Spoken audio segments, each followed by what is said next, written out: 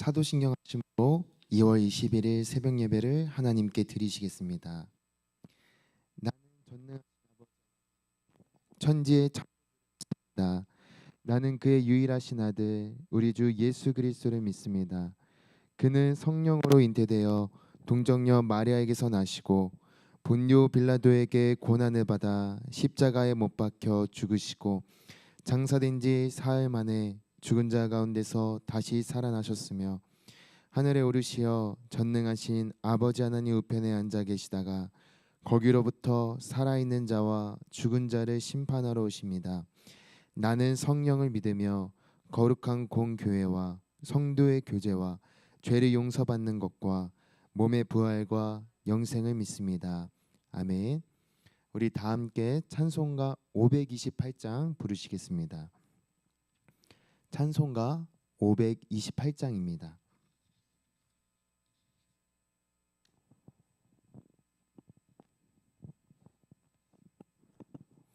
찬송가 528장 함께 찬송 부르시겠습니다. 예수가 우리를 부르는 소리 금성 부드러워 문 앞에 나와서 사면을 보며 우리를 기다리네. 오라 오라 방황치 말고 오라 죄 있는 자들아 이리로 오라 주 예수 앞에 오라 간절히 오라고 부르실 때에 우리는 지체하랴 주님의 은혜를 외하니 받고 못 들은 채 하려나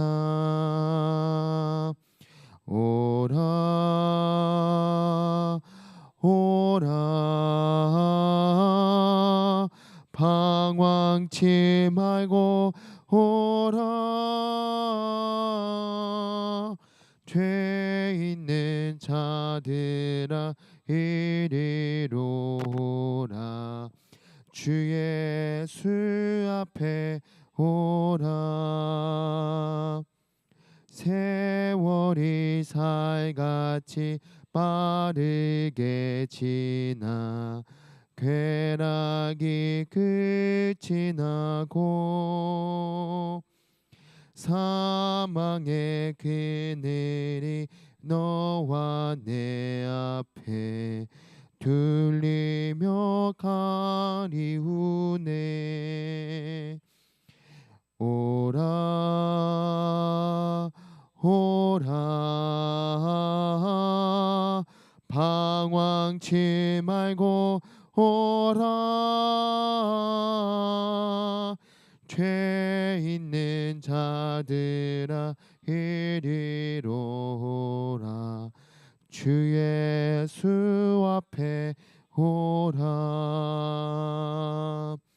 우리를 위하여 예비해 두신 영원한 집이 있어 죄 많은 세상을 떠나게 될 때 영접해 주시겠네. 오라 오라 방황치 말고 오라 죄 있는 자들아 이리로 오라 주 예수 앞에 오라. 아멘. 오늘 함께 나눌 말씀은 누가복음 5장 27절에서 39절까지의 말씀입니다. 누가복음 5장 27절에서 39절까지의 말씀입니다. 제가 가진 성경책으로 신약 96면에 있습니다.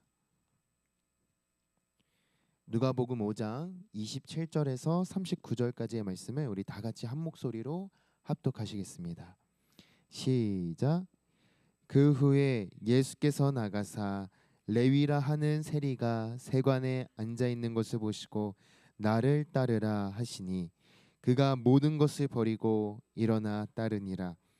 레위가 예수를 위하여 자기 집에서 큰 잔치를 하니 세리와 다른 사람이 많이 함께 앉아 있는지라.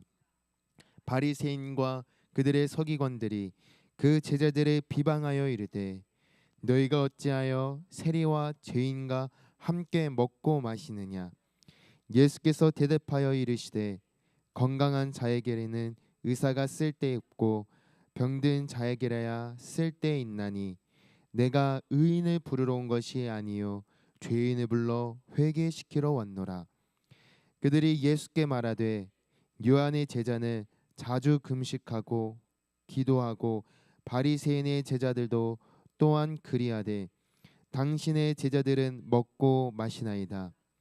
예수께서 그들에게 이르시되 혼인집 손님들이 신랑과 함께 있을 때에 너희가 그 손님으로 금식하게 할 수 있느냐. 그러나 그날에 이르러 그들이 신랑을 빼앗기리니 그날에는 금식할 것이니라. 또 비유하여 이르시되 새 옷에서 한 조각을 찢어 낡은 옷에 붙이는 자가 없나니 만일 그렇게 하며 새 옷을 찢을 뿐이요 또 새 옷에서 찢은 조각이 낡은 것에 어울리지 아니하리라. 새 포도주를 낡은 가죽 부대에 넣는 자가 없나니 만일 그렇게 하면 새 포도주가 부대를 터뜨려 포도주가 쏟아지고 부대도 못 쓰게 되리라. 새 포도주는 새 부대에 넣어야 할 것이니라. 묵은 포도주를 마시고 새 것을 원하는 자가 없나니 이는 묵은 것이 좋다 함이니라. 아멘. 할렐루야. 오늘도 여전히 새벽을 깨어 기도하시는 우리 모든 성도님들을 주님의 이름으로 사랑하고 축복합니다. 여러분들의 기도가 여러분의 가정과 교회 그리고 우리 부대를 변화시키는 큰 힘이 될 줄로 믿습니다. 성도 여러분, 여러분이 만약 중요한 과제를 앞두고 또 미션을 앞두고 팀을 꾸리는 팀장이라면 어떤 사람을 팀원으로 뽑으시겠습니까? 센스 있고 재능이 뛰어나며 무엇보다 평판이 좋은 사람을 뽑을 것입니다. 그래야 과제를 성공적으로 마칠 수 있기 때문입니다. 그런데 오늘 말씀을 보면 예수님은 당시 매군노라 불리며 죄인 취급을 받는 사람을 제자로 부르십니다. 본문 27절을 보면 누구를 부르십니까? 레위를 부르십니다. 이 레위가 마태복음을 저술한 마태인데 직업이 세리였습니다. 당시 세리는 정해진 세금보다 그 이상으로 과잉 징수를 할 수 있었는데 정해진 세금은 로마에게 바치고 남는 부분, 과잉 징수한 부분은 본인이 챙겼기에 유대인들에게 손가락질 받았던 사람들이었습니다. 누가 봐도 불의한 사람들이었죠. 그래서 율법을 철저하게 지킨 바리새인들은 이 사람들을 죄인이라 불렀고 하나님의 구원에서 철저하게 배제된 사람, 하나님께 버림받은 사람으로 여겼습니다. 그런데 예수님이 이 세리 마태, 레위를 부르신 것입니다. 레위는 예수님의 자기를 왜 부르시는지 영문은 몰랐지만 너무 기뻐서 예수님을 자기 집에 초대합니다. 그리고 예수님을 위해 큰 잔치를 열었는데 예수님뿐만 아니라 이제 앞으로 같이 다닐 다른 제자들과 그리고 본인의 직장 동료 세리들까지 모두 불렀습니다. 지금 식탁의 자리에는 다른 세리들로 꽉 차 있는 것입니다. 그런데 그것을 본 바리새인과 서기관들이 예수님의 또 다른 제자들에게 이렇게 말합니다. 너희가 어찌하여 세리와 죄인과 함께 먹고 마시느냐. 여러분, 우리가 누군가와 사적으로 식사를 한다는 것은 무슨 의미입니까? 밥을 먹는다는 것, 함께 한다는 것은 그 사람과 친분을 쌓는 것을 의미하며 좋아하는 사람 또는 친해지고 싶은 사람과 밥을 먹습니다. 그리고 이스라엘에서 식사 방식은 와상으로 이렇게 누워서 식사를 했는데 누워서 옆 사람의 몸에 기대면서 식사를 하였기에 몸이 그러니까 머리가 그 사람의 이 체스터 부분에 맞닿을 수밖에 없었습니다. 따라서 유대 사회에서 함께 밥을 먹는다는 것은 정말 친근한 관계에서 이루어지는 것이었죠. 그런데 바리새인들과 서기관들의 눈에 예수님이 세리들과 같이 스킨십을 하며 밥을 드시는 것을 보자 그냥 넘어갈 수가 없었습니다. 예수가 하나님의 아들이라고 한다면 하나님이 정하신 율법을 철저하게 지켜야 되는데 지금 부정하게 여겨지는 사람들과 함께 계시는 것입니다.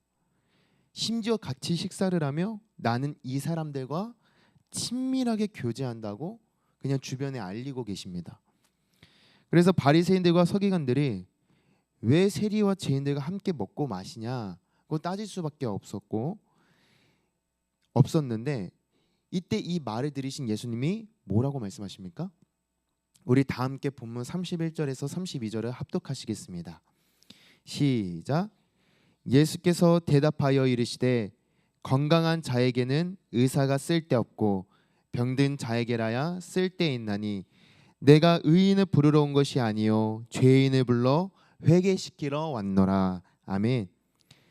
의사는 건강한 자가 아니라 병든 자에게, 아픈 부분이 있는 자에게 쓸데있는 것처럼 나는 의인이 아니라 죄인을 불러 회개시키러 온 것이다 라고 말씀하십니다.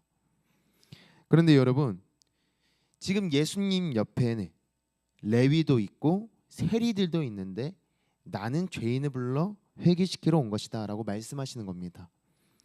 만약 레위라면 어떤 마음이 들겠습니까? 당황스러울 수도 있습니다.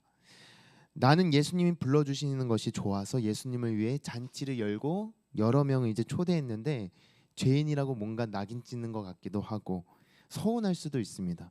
그런데 예수님이 정말 하고 싶은 메시지는 무엇일까요? 너희들 죄인이니 내가 회개시키러 온 거야 라고 외치신 것일까요? 이 말은 본인이 의사라고 생각을 한다면 죄인에게로 가야 한다, 너희들이 생각하는 죄인에게로 가야 한다라는 것입니다. 그 당시에 바리새인들은 율법을 철저하게 지켰는데 그 율법이라는 울타리 때문에 본인이 갇혀서 주변에 많은 사람들을 죄인 취급을 하였습니다. 철저하게 배제하였습니다. 그런데 의사라면 누구에게로 가야 하는 것입니까? 병든 자에게로 가서 치료해야 합니다.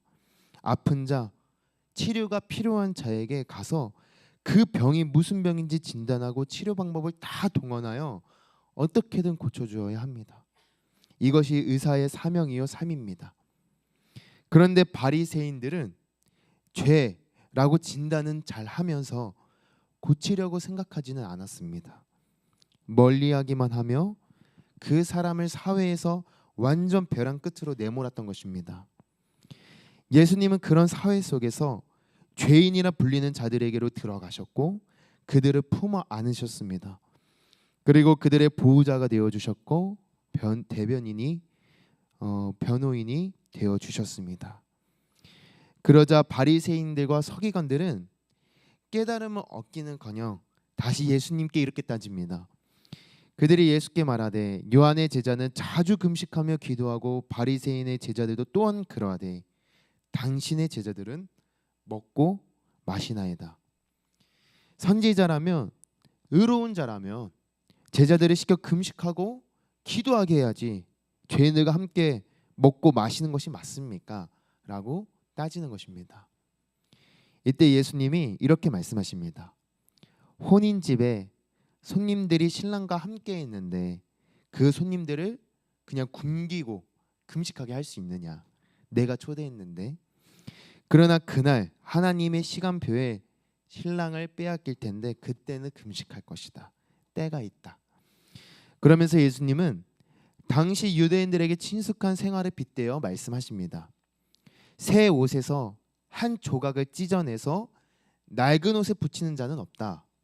그렇게 하면 새 옷에 찢을 뿐이요 새로운 조각이 낡은 옷에 어울리지도 않다. 왜 그렇습니까? 생배 조각을 낡은 옷을 기우는 데 사용하면 세탁시 물을 이렇게 흡수한 생배 조각이 급격하게 이렇게 수축하면서 기운 부분이 뜯어져 낡은 옷을 망가지게 하기 때문입니다. 따라서 생배 조각과 낡은 옷은 그냥 서로 붙여놓으면 불협화음만 이룰 뿐 조화될 수는 없는 것입니다. 아예 그냥 새 옷을 입던지 해야지 같이 이렇게 뜯어서 붙일 수는 없는 것입니다. 그리고 예수님은 이어서 또 유대인이라면 누구나 이해할 수 있는 그 당시에 많이 있었던 거의 음료처럼 계속 마셨던 물처럼 마셨던 포도주를 빗대어 말씀하십니다.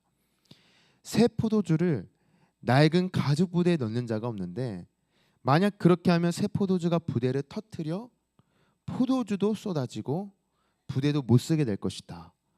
새 포도주는 새 부대에 넣어야 할 것이다. 왜 그렇습니까?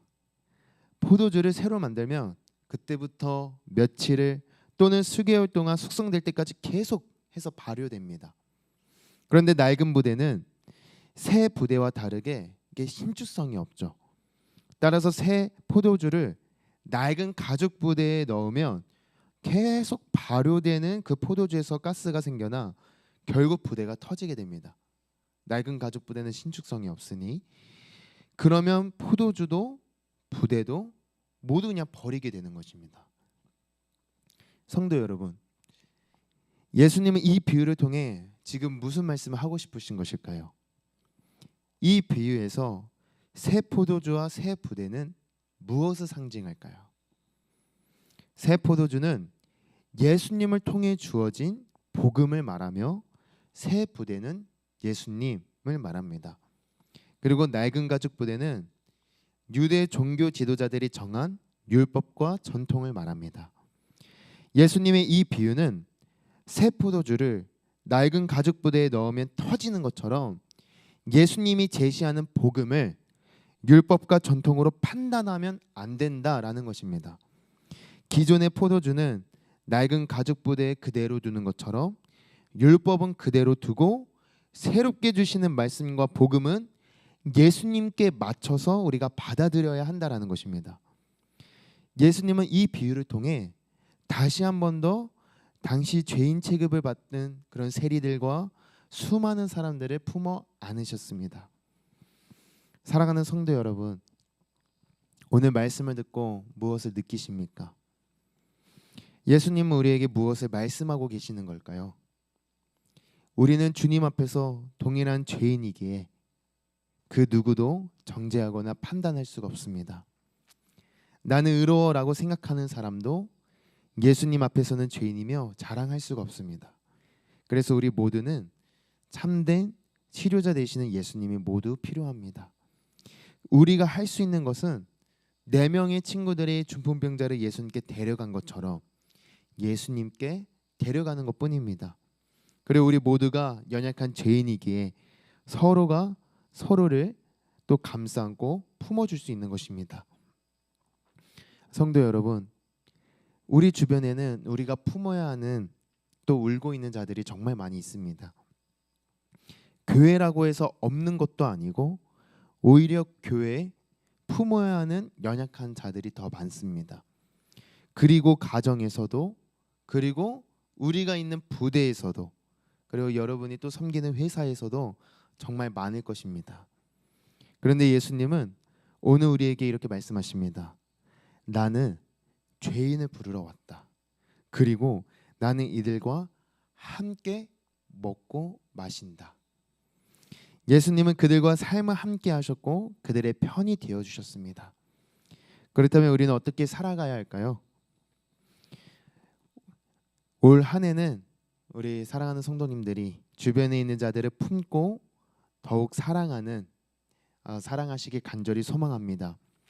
누군가가 눈에 밟힐 때 하나님께서 내게 품으라고 붙여주신 사람이야 라고 생각하시고 한 영혼 한 영혼을 정말 예수님의 마음으로 품고 가슴으로 정말 품고 그 사람을 위해 기도해 주시기 바랍니다. 그렇게 예수님의 삶을 살아가는 여러분들을 통해 여러분 주변이 하나님 나라로 변하게 되며 참 기쁨과 안식이 가득한 희년이 될 줄로 믿습니다. 우리 이 시간 기도하겠습니다. 살아계신 주님 감사합니다. 오늘도 주님 앞에 나와 우리가 예배하고 하나님의 말씀을 듣고 또 이제 이렇게 함께 기도할 수 있도록 은혜 주심에 감사합니다. 주님, 예수님이 그 당시 죄인이라 불렀던 자들과 함께 하셨고 또 함께 먹어 주셨습니다. 무언가를 함께 하고 식사를 한다는 것은 그 사람과 친밀한 관계가 있다라는 것인데, 주님, 우리가 올 한 해는 누군가 더욱더 식사하고 내가 내 눈에 밟히는 자들, 그리고 내 눈에 죄인이라 생각하는 사람들, 내가 또 다가가기는 싫은 사람들이 눈에 보일 때 그 사람들을 품고 끌어안을 수 있도록 인도하여 주시옵소서. 하나님, 우리의 마음에 주님의 사랑을 부어주셔서 사랑할 수 있게 도와주시고 오늘 하루도 열심히 사랑하기 위해, 열심히 품기 위해 노력하는 우리 모두가 되게 하여 주시옵소서. 오늘 이제 앞으로 드리는 모든 기도에도 응답하여 주실 것을 믿사오며 살아계신 예수 그리스도의 이름으로 간절히 기도 올리옵나이다. 아멘.